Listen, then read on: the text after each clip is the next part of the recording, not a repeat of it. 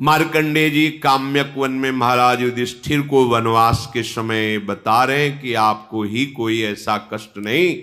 स्वयं भगवान श्रीहरि जब राम रूप में अवतरित हुए तो देखो उनका कैसा कैसा पावन चरित्र, कैसी कैसी भारी समस्याएं प्रकट हुई हैं। इसलिए महाराज आप दुखी मत हो। मार्कंडेय जी सुना रहे हैं भगवान राम का पावन चरित्र। प्रसंग चल रहा है, तीर्थराज प्रयाग पहुंच चुके हैं श्री भरत जी महाराज राम दर्शन हेतु। प्रयागराज जी की महिमा को जानते हैं भरत जी कि धर्म अर्थ काम मोक्ष सब कुछ देने में समर्थ है तीर्थराज प्रयाग। भरत जी ने कहा कि क्षत्रिय कुल में रघुवंश में जन्म हुआ, इसमें हाथ फैलाना निषेध है। पर मांगो भीख त्यागी निज धर्मो,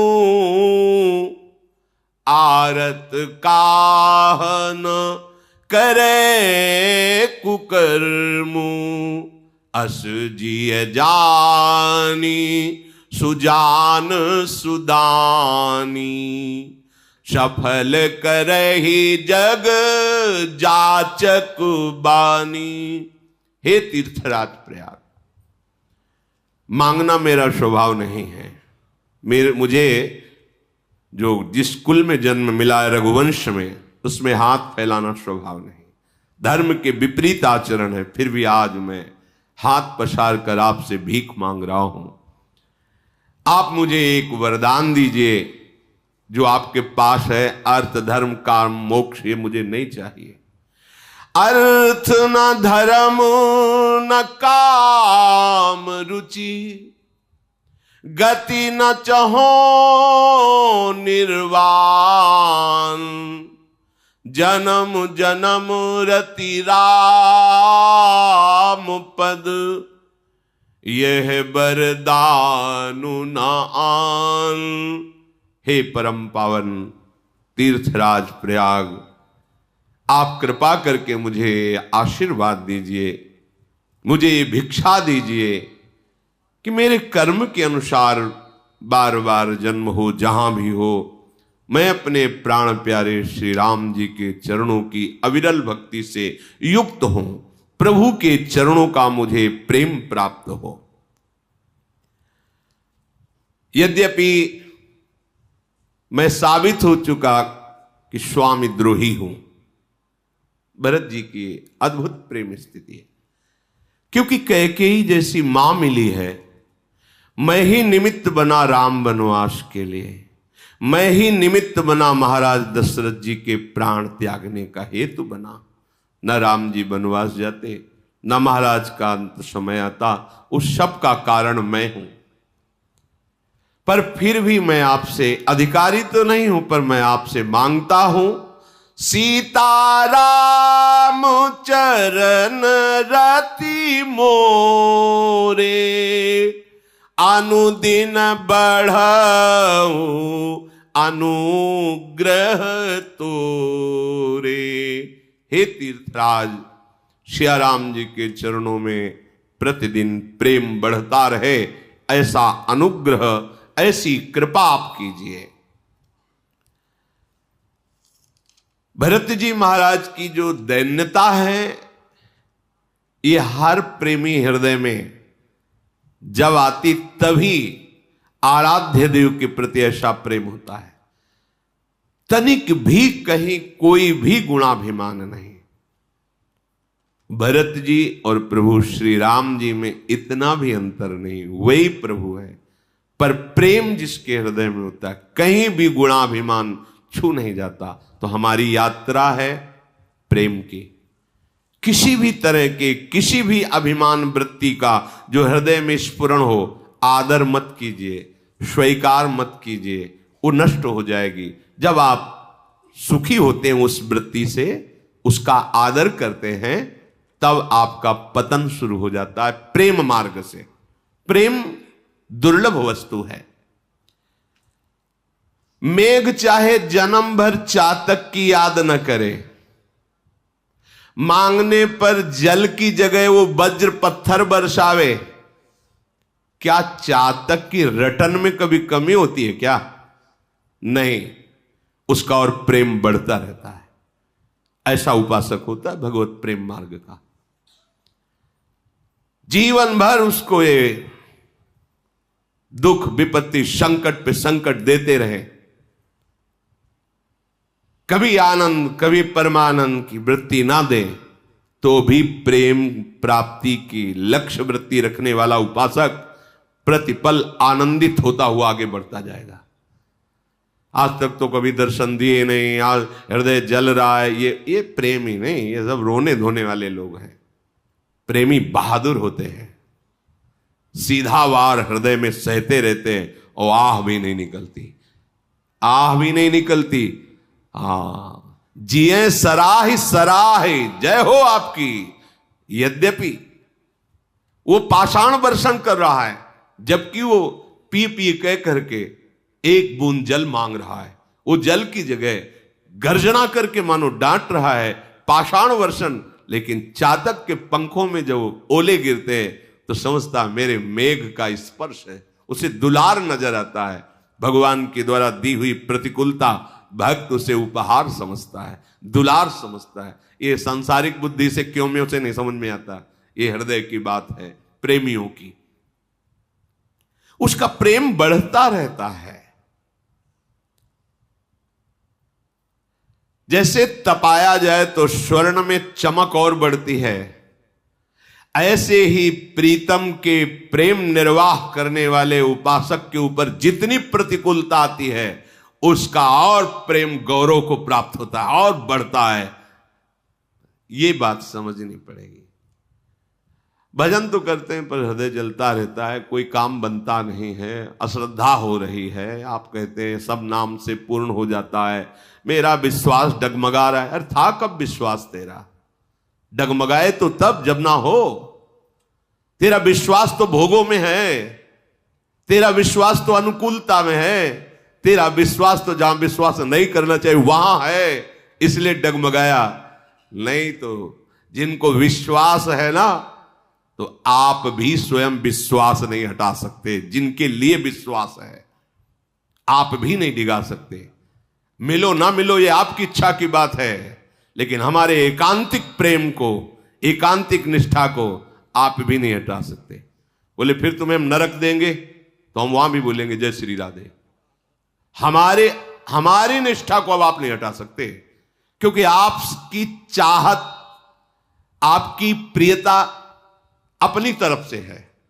आप मुझे देखें तो आप मेरे प्यारे, आप मेरे अनुकूल चलें तो आप मेरे प्यारे, आप मेरे मन की कामनाएं पूर्ण करें तो आप मेरे प्यारे। हम आपको एक बार हाथ जोड़े, आप दो बार जोड़े तो आप हमारे प्यारे।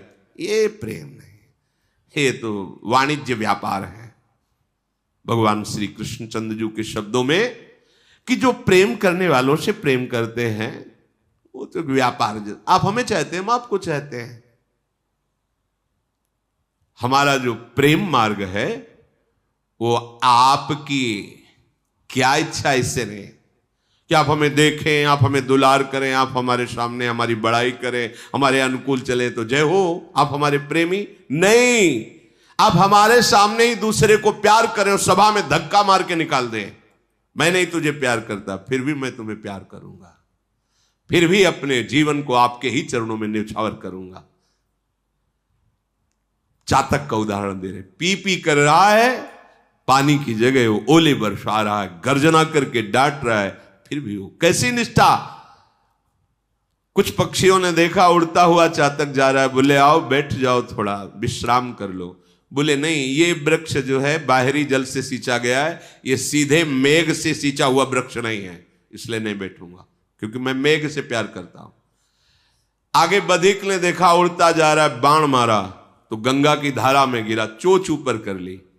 पक्षियों ने पूछा चोंच ऊपर क्यों किए? भागीरथी का पावन जल तेरी चोंच में चला जाएगा, तू पवित्र मुक्त हो जाएगा, कल्याण हो जाएगा।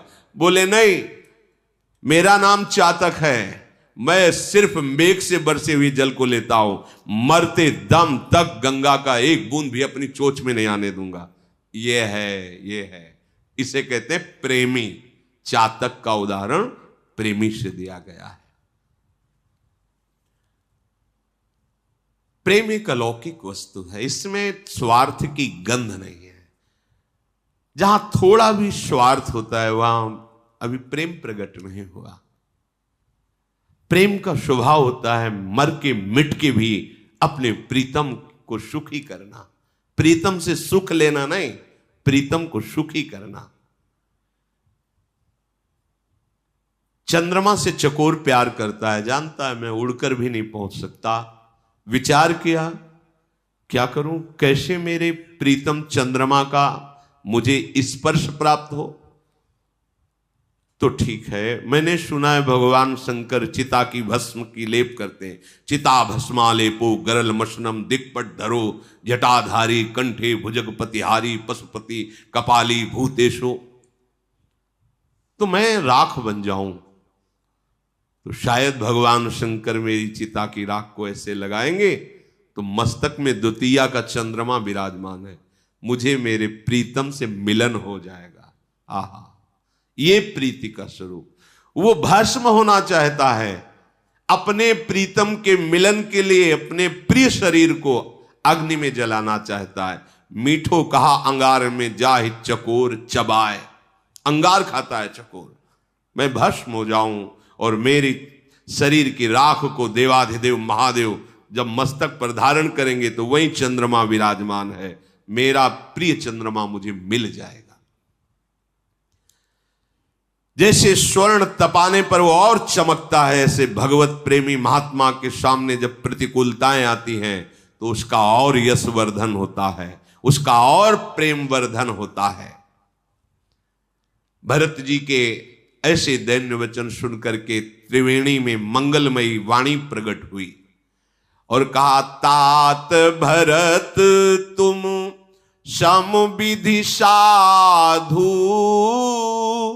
राम चरण अनुराग अगाधु बादी गलानी करहु मन माही तुम सम राम ही को प्रिय नाही। आकाशवाणी हुई संगम त्रिवेणी में, हे तात भरत तुम सब प्रकार से साधु हो, तुम्हारा हृदय अथाह राम प्रेम में डूबा हुआ है, तुम तो व्यर्थ में ही ग्लानि कर रहे हो। तुम्हें पता है श्री राम जी को तुम प्राण प्यारे हो, तुम्हारे समान राम जी को और कोई प्रिय नहीं है। तन पुल क्यों ही हरसि सुनी बेनि बचन अनुकूल भरत धन्य कही धन्य सुर हर्षित बरसहि फूल। जय हो ऐसा कह के देवता लोग भरत जी पर पुष्प बरसा रहे हैं। ये वाणी सुनकर कि तुम्हें राम जी बहुत प्यार करते हैं, भरत जी के तन में रोमांच हो रहा है, आंखों से अश्रु बह रहे हैं। तीर्थराज प्रयाग में जितने भी रहने वाले ब्रह्मचारी वानप्रस्थ गृहस्थ उदासीन सन्यासी आदि हैं, सब दौड़ दौड़ करके भरत जी के दर्शन करने आते हैं। भरत जी का शील स्वभाव दैन्यता पवित्रता प्रेम ये देख करके सब भरत जी की सराहना करते हैं। श्री भरत जी महाराज मुनियों के दर्शन करते हुए मुनिराज भरद्वाज जी के समीप आए, जहां भगवान पहले आए हुए थे। मुनि ने देखा कि भरत जी अश्रु पुलकित होकर दंडवत कर रहे हैं। भरत जी को दंडवत करते देखकर मुनि पुलकित होकर कह रहे, आज हमारा सौभाग्य उदय हुआ है। दौड़ पड़े प्रेम विवश होकर भरत जी को हृदय से लगा रहे, बहुत दुलार कर रहे, आशीर्वाद दे रहे। भरत जी ऐसे संकोच में है कि मानो हम कहीं छुप जाएं। क्यों? बड़ा सोच है कि अगर ये महर्षि हमसे कोई भी प्रश्न करेंगे तो मैं उत्तर नहीं दे पाऊंगा। बहुत दैन्यता में भरत जी। भरद्वाज ने कहा कुछ पूछने की जरूरत नहीं, मुझे सब पता है, आप संकोच मत कीजिए, आपको कुछ बोलने की जरूरत नहीं इस विषय पर। ये कैसे हो गया? क्या तुम्हारी सम्मति नहीं थी? क्या तुम्हें पता नहीं था कि तुम्हारे राज तिलक को लेकर श्री राम का वनवास निश्चित किया गया है? अगर ऐसे कुछ प्रश्न हुए तो मैं क्या उत्तर दूंगा? भरत जी ऐसा भरद्वाज जी नहीं, सुनो हमें सब कुछ पता है। भरद्वाज जी कह रहे तुम्हें ग्लानि नहीं करना चाहिए, ऐसा ही विधान है। इसमें कैकेयी का भी कोई दोष नहीं है, क्योंकि ऐसा विधान रचा गया है। उसी विधान में कैकेयी की भी बुद्धि है।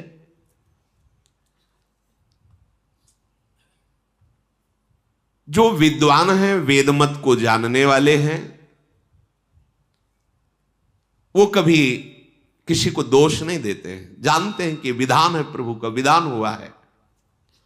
तात तुम्हारा स्वभाव निर्मल है, तुम्हारा विचार निर्मल है, तो तुम्हारा यश भी निर्मल है। तुम बिल्कुल संकोच मत करो। तुम्हारी बड़ाई तो मैं देख रहा हूं इस लोक में और उत्तम लोकों में भी अभी अभी वर्तमान में हो रही है।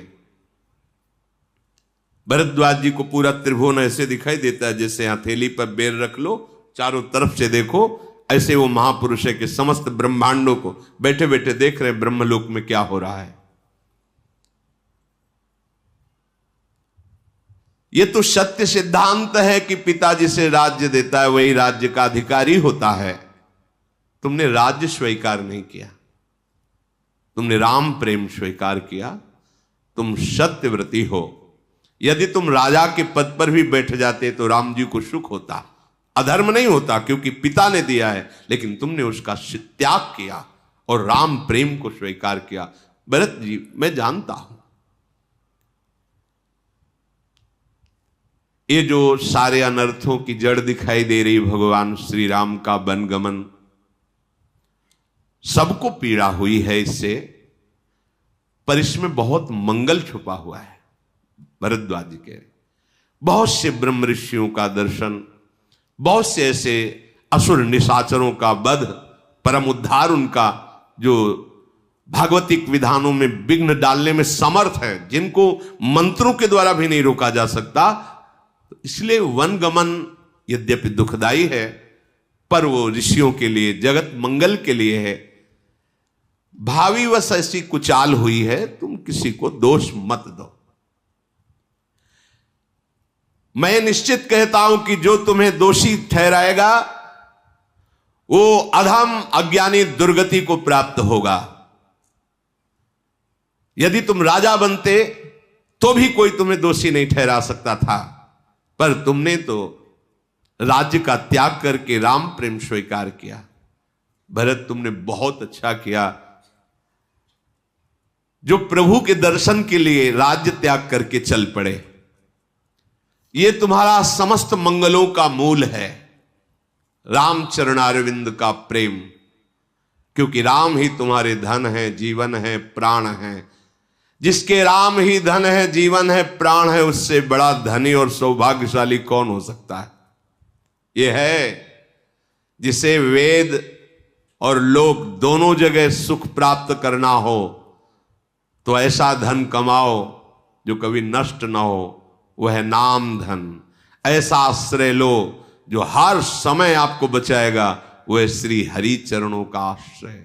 ऐसा बल जिनके बल से सब बलवान होते हैं, वो प्रभु का बल। काहे को भूल करते हो? कोई आश्चर्य की बात नहीं आपके लिए जो ये त्याग है, क्योंकि आप महाराज दशरथ जी के पुत्र और श्री रामचंद्र जी के भाई हो। सुनो भरत, तुम्हारे प्रति राम जी कितना प्यार करते हैं ये मैं अंदर से देखा हूं। रात्रि में जब सिया राम लक्ष्मण एक जगह बैठे बात कर रहे थे तो मैं पीछे कुटिया से सुन रहा था। रात भर तुम्हारी ही चर्चा करते रहे। तब मुझे पता लगा कि कितना प्रेम करते हैं सिया राम जी आपसे। भरत जी पुलकित हो रहे हैं बात सुनकर, क्योंकि लग रहा था प्रभु का स्वभाव तो करुणामय है, पर मैं स्वामी द्रोही ठहराया गया, मेरी ऐसी उत्पत्ति हुई कि इससे उनको लेकर के, मेरे को राज तिलक को लेकर अंदर बड़ा संकोच था। जब भरद्वाज जी के मैं रात भर सुना, सिया राम आपकी ही बात केवल कर रहे थे। और तुम्हें बताऊं एक गुप्त बात, जब स्नान कर रहे थे राम जी, तो जैसे कोई मंत्र या इष्ट देव का नाम उच्चारण करता है, ऐसे ही वो भरत भरत कह के डुबकी लगा रहे थे। जाना मरम न हाथ प्रयागा, मगन हो ही तुम्हारे अनुरागा। तुम्हारे प्रेम में डूबे हुए भरत भरत ऐसा कहते हुए डुबकी लगा रहे थे। ये मैंने देखा। अगाध प्रेम राम जी का आप पर है। ये रघुनाथ जी की बड़ाई नहीं, ये स्वभाव है उनका। अगर कोई शरणागत हो जाए तो पूरे कुटुंब का उद्धार कर देते हैं। अगर कोई शरणागत हो जाए तो पूरे कुटुंब के भरण पोषण का भार ले लेते हैं पूरे। यह न अधिक रघुबीर बड़ाई, प्रणत कुटुंब पाल रघुराई। तुम तो भरत मोर मत येहू, धरे देह जनु राम सनेहू। कोई प्रभु का शरणागत हो जाए तो उसके कुटुंब का, पुरखों का, पितरों का भी उद्धार हो जाता है। प्रभु उसके परिवार के पालन पोषण का ठेका लेते हैं। कौन? अनंत ब्रह्मांडों का पालन पोषण करने वाले। इसीलिए जो भक्तजन होते हैं वो इससे भी निश्चिंत, क्या होगा मेरे परिवार का, नहीं, जो अनंत ब्रह्मांडों का भरण पोषण करता है वही करे। महाप्रभु चैतन्य देव जिस दिन संन्यास लेने की अनुमति लेकर के रात्रि में निकले, तो नगर के बाहर निकलते ही कदम रुक गए। सोचा कि माता सची एकदम वयोवृद्धा और प्रिया जो विष्णु प्रिया जी एकदम नवीन, संसार से अनभिज्ञ, कैसे कैसे जीवन कैसे यापन। नहीं नहीं, विश्वम्बर भगवान सबका भरण, कूद गए गंगा में, पार हो गए। कोई दूसरा पानी देने वाला नहीं है।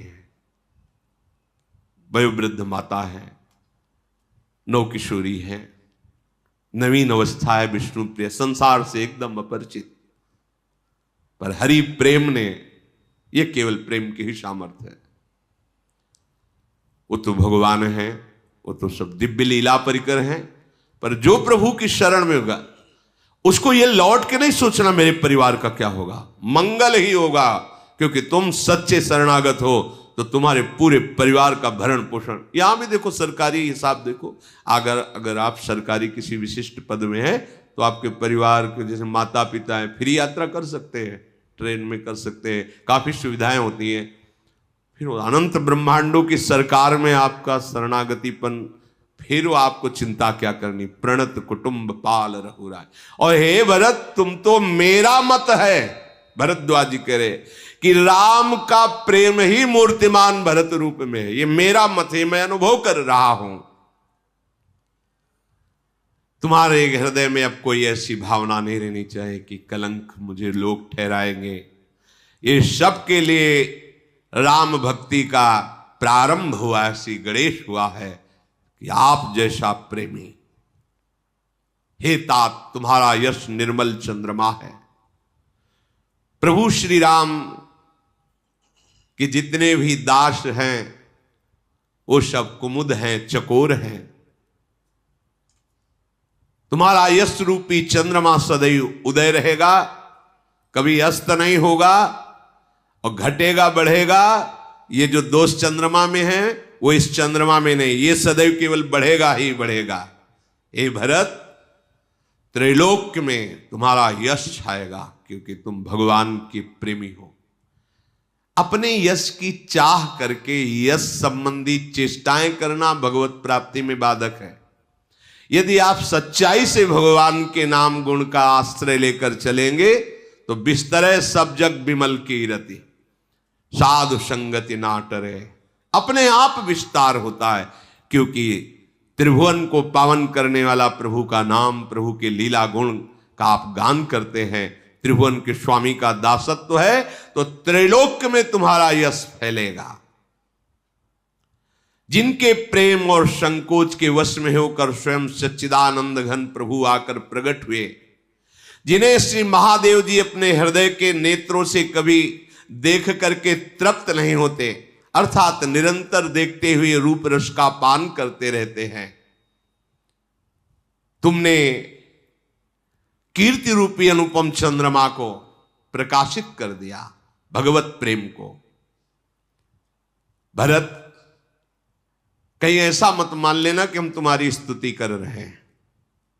भरद्वाज जी कह रहे, सुनहु भरत हम झूठ न काहि, उदासीन तापस बन रही, सब साधन कर सुफल सुहावा, लखन राम सिय दर्शन पावा, तेहि फल कर फलु दरस तुम्हारा, सहित प्रयाग सुभाग हमारा, भरत धन्य तुम जस जगु जयऊ, कहियस प्रेम मगन मुनि भयऊ।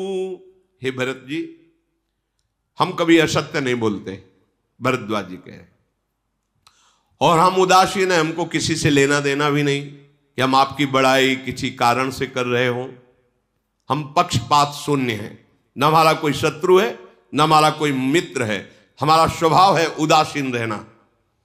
और हम तपस्वी हैं, किसी की मुंह देखी नहीं करते, कोई लेने की आकांक्षा किसी से नहीं की। आपकी हम बड़ाई कर रहे हो, कुछ हमारे अंदर चाह हो, हम वन में रहते हैं, अर्थात हमारा किसी से किसी भोगों से कोई प्रयोजन नहीं है। सच्ची बात, हमारी जितनी साधना थी उसका मुझे फल मिला, सिया राम जी का साक्षात दर्शन। और भरत, हम सत्य कहते हैं, ये बात बहुत जरूरी। समस्त साधनाओं की सफलता भगवत साक्षात्कार में है। भरद्वाज जी ने कहा, मैं सत्य कहता हूं, उदासीन रहता हूं, वनवासी हूं, तपस्वी हूं, किसी लोभ प्रलोभन से मैं किसी की स्तुति नहीं करता। पर भरत, जितनी साधना थी उसका फल मिला, सियाराम का दर्शन। और सियाराम दर्शन का फल जो मुझे मिला वो तुम्हारा दर्शन मिला। ये है भगवत प्रेमी का दर्शन का स्वरूप। आराध्य देव के दर्शन का फल मिला, आपका दर्शन। आज प्रयागराज अपने भाग्य सराह रहा है, बड़भागी हुआ क्योंकि आप जैसा प्रेमी पधारा। भरत, तुम धन्य हो, तुमने सारे जगत को जीत लिया है। ऐसा करके भरद्वाज जी प्रेम मगन हो गए। भरद्वाज जी के वचन सुनकर समस्त आए हुए अयोध्या के जन और वन के ऋषि मुनि वानप्रस्थ ब्रह्मचारी सन्यासी आदि साहब जय हो साधुवाद साधुवाद ऐसा कह रहे हैं। भरत जी का तन पुलकित है, मन सियाराम के प्रेम में मगन है, नेत्रों से अश्रु बह रहा है। मुनि मंडली को प्रणाम करके भरत जी बोले, मुनियों का समाज है और तीर्थों का राजा प्रयागराज है। अगर यहां कसम भी खाई जाए तो अपराध लगता है। यहां कसम खाने की जरूरत, जैसे बोले ना कि हम तो तीर्थराज प्रयाग की सौगंध खा, यह अपराध है। क्योंकि यहां कुछ भी बोलो, सौगंध खाने की जरूरत नहीं, सत्य ही बोला जाएगा। क्योंकि तीर्थराज, ये तो श्रीधाम वृंदावन है जहां प्रयाग में मस्तक रगड़ता है आकर। अगर इस स्थान में कुछ भी बनाकर कहा जाए तो उससे बड़ा पाप और नीचता क्या होगी। मैं सच्चे भाव से कहता हूं, आप सब सर्वज्ञ हैं और मेरे स्वामी श्री राम हृदय की बात को जानने वाले हैं। मुझे माता कैकेयी के करने का कुछ भी सोच नहीं है। मेरे मन में इस बात का भी दुख नहीं कि मुझे कोई कैकेयी पुत्र कहेगा। इस बात का भी भय नहीं कि मेरा लोक निंदा करेगा और परलोक बिगड़ जाएगा। और मेरे पिताजी पधार गए, इस बात का भी उतना शोक नहीं, क्योंकि पिताजी का जैसा महान कौन हो सकता है, जिसके राम जैसे पुत्र और राम विरह में प्राण त्याग दिए, लोक लोकांतरों में उनके यश का गान हो रहा है।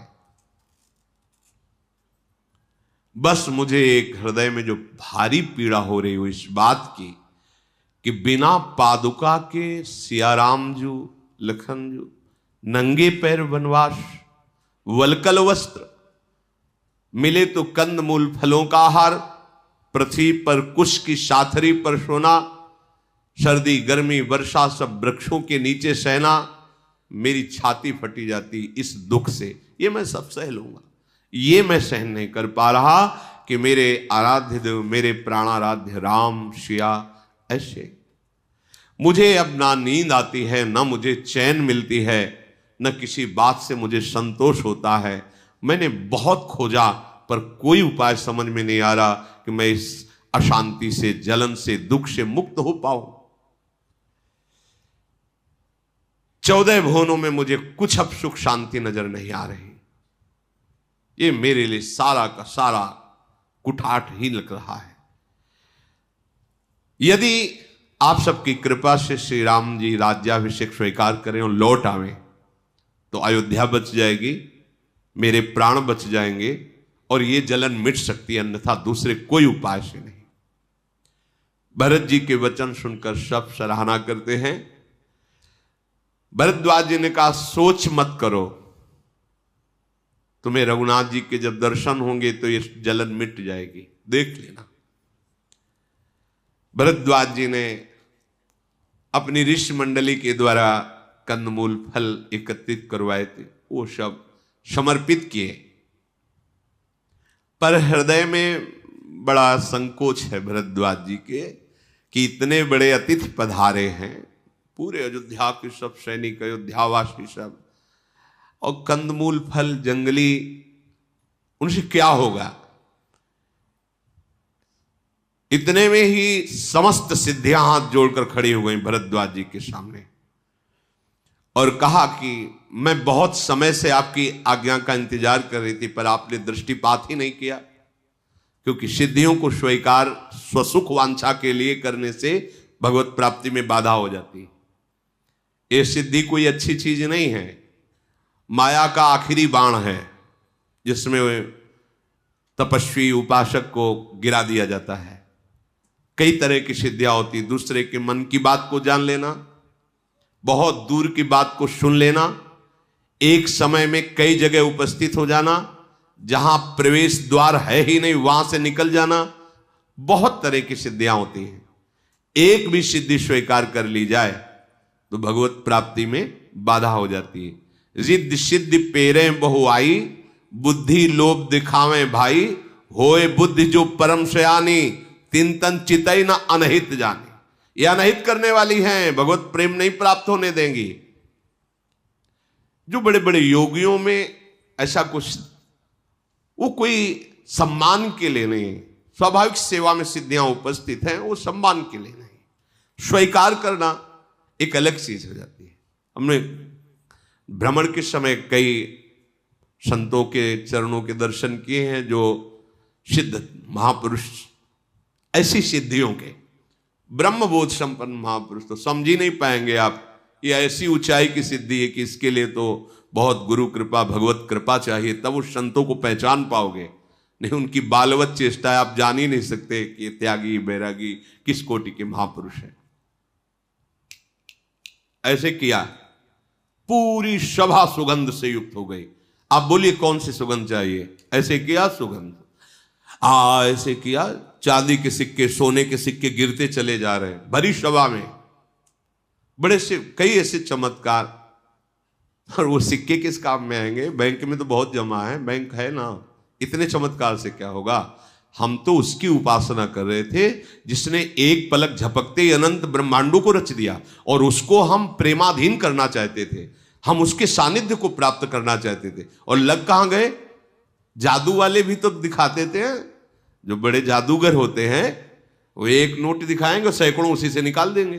कई ऐसे लोग तालियां पीटते हैं। तो जादूगर और हम में अंतर क्या रह गया? क्या अंतर रह गया? कई तरह के जादू गांव में छोटे मोटे तो देखे ही है। वो लोग ऐसे मनोरंजन करते हैं ना, हाथ में रुपया दिया, कान में मारा और कान से रुपया निकाल दिया। कई ऐसे दृश्य, ये कोई बड़ी बात नहीं है। माया के द्वारा रचित पदार्थों को दर्शन करा देना या कोई अलौकिकता, ये कोई खास बात। साधु का चमत्कार क्या होता है? हम कैसे जाने के साधु चमत्कारी है? हमारा विषयी मन जो भोगों में रत है, पापाचरण में रत है, बलात् उसे खींचकर प्रभु के नाम रूप लीला धाम में लगा देना, यह महात्मा का चमत्कार होता है। यह चमत्कार किसी और सिद्धि से नहीं होता, ये केवल भगवत चरणारविंद की अनन्य निष्ठा से होता है। दूसरा कोई और चमत्कार है क्या? उसका महत्व क्या है? देख नहीं रहे हो? सूर्य चंद्र ये सब चमत्कार ही तो है मेरे मालिक का। इससे बड़ा चमत्कार क्या होगा? फैक्ट्रियां लगी हैं जहां इत्र की, कन्नौज में, तो जब गंगा किनारे भ्रमण कर रहे थे तो उधर रास्ता नहीं था, तो ऊपर से चढ़ के निकलना पड़ता था। जो फैक्ट्री की नालियां निकल रही थी उनसे सौरभ निकल रहा था, क्योंकि इत्र की। आप सोचो हमारे प्रभु के श्रीअंग का कैसा सौरभ होगा? हम उसको प्राप्त करने के लिए निकले हैं। अगर ऐसे ऐसे करने से कोई सौरभ निकलता है, कौन सी बड़ी बात है? 2, 4, 6 महीने भूत प्रेतों के मंत्र अगर आप सिद्ध कर लो तो बैठ के एक पूज्य भाई जी महाराज घटना बताते थे कि जो जाता उनके मन की सारी बात बता देते। और बहुत सी ऐसे चमत्कार वृत्तियां। वो एक थे तो जो भाई जी से किसी ने कहा कि बहुत सिद्ध महापुरुष हैं और उनके पास जाओ तो नाम लेके पुकारते हैं, अमुक। आश्चर्य हुआ ना कि हमने तो नाम लिखाया नहीं, फिर भी नाम बता रहे। तुम वहां से आए हो, इतने बजे चले थे, अच्छा आज ये पाके चले थे और ये सोच के चले थे, आओ आओ बट कोई समस्या? महाराज जी हम बता रहे हैं तुम्हारी ये समस्या है, ऐसा ऐसा। बोले महाराज वो तो सर्वज्ञ भगवान है वो। भाई जी फिर गए। भाई जी महाराज तो भगवत चरणारविंद के प्रेम रस की सिद्धि के प्राप्त महापुरुष। जब वो अपनी सभा से निवृत्त हुए, सभा के पीछे गए, तो भाई जी ने कहा आपका बहुत यश सुना, बहुत नाम सुना, तो आपके दर्शन हेतु आए। महापुरुषों का एक प्रभाव होता है, वो अंदर से कांप रहे थे। अरे नहीं नहीं, आप क्या कह रहे हैं, हमारे दर्शन क्या, हम तो नाटक करते हैं। बोले नाटक कहाँ, तुम तो सत्य बात बता देते हो अमुक जगह से। बोले मैं नहीं बताता हूँ। ऐसे गमछा ऐसे डाले हुए थे, गमछा हटाया और कहा देखो एक बिष्ठा का थोड़ा सा, बिष्ठा का यहाँ एक ऐसे गोला सा करके ऐसे रुई में बंधा हुआ। बोले ये देखो इसमें यक्षिणी बैठी हुई है, मेरे कान में यक्षिणी सिद्ध किया है और वो मुझे कान में सब बता देती है, तो मैं बता देता हूँ मेरे में। बोले नाम जब भजन कुछ, ये तो कुछ है नहीं। भाई जी ने फिर लिखा कि उनकी दुर्गति हुई। जब अंतिम समय आया तो यक्षिणी से पूछा कि मैं कहाँ मरूंगा, क्या? तो उनका तुम्हारी दुर्गति होगी, तो भागे नर्मदा जी की तरफ। तो उठा के पटक दिया कि जीवन भर हमको अधीन रखा है, हमसे जानकारियां ली, अब जीवन भर तुझे मैं अधीन रख। मार दिया उसे, यक्ष बना लिया, अपने साथ रख लिया। कहीं छोटे मोटे मंत्रों की आराधना करके जैसे भूत प्रेत आज छोटी मोटी सिद्धियां, ये सब नहीं। भगवान की अविरल भक्ति से बढ़कर कोई सिद्धि नहीं, कोई परम लाभ नहीं। अच्छे से समझ लो, इस सिद्धि से सब सिद्धि प्राप्त हो जाती है। सब सिद्धि का मतलब कोई चाह ही नहीं रह जाती, सब रूपों में प्रभु है ऐसा अनुभव हो जाता है। अब किसको चमत्कार दिखाना, क्या चमत्कार दिखाना? भगवान के नाम में जितनी सामर्थ्य सी किसी भी सिद्धि में सामर्थ्य नहीं। एक बार ब्रज के दर्शन हेतु श्री नामदेव जी महाराज, ज्ञानदेव जी महाराज, बड़े महामहिम ज्ञानदेव जी महाराज तो अपार सिद्धियों से परिपक्व, अभी नवकिशोर अवस्था है और 1400 वर्ष का चांगदेव योगी वो